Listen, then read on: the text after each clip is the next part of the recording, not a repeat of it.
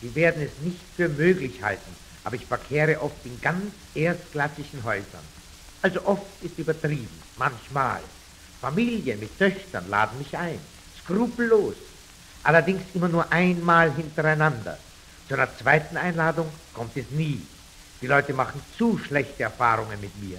Nicht wegen der Töchter.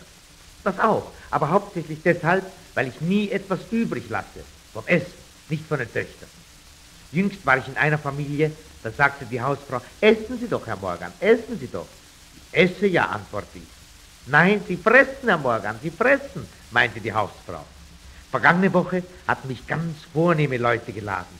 Ich freute mich auf das gute Souper und nahm 3 Tage lang nichts zu mir, um Platz zu schaffen.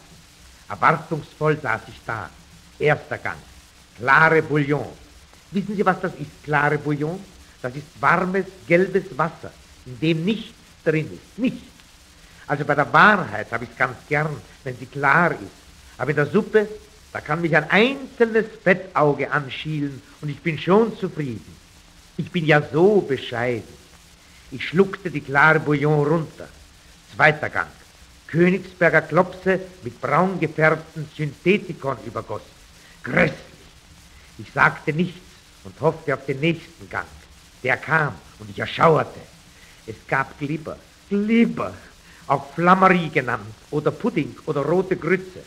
Immer, wenn ich diese Wackelspeise vorgesetzt bekomme, kann ich das Gefühl des Mitleidens nicht loswerden.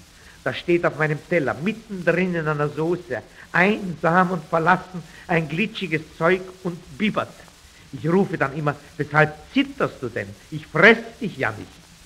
Ja, also, das war der 3. und letzte Gang. Dazu haben sie mich eingeladen. Dafür hatte ich 3 Tage lang gefastet. Hab ich eine Wut gehabt.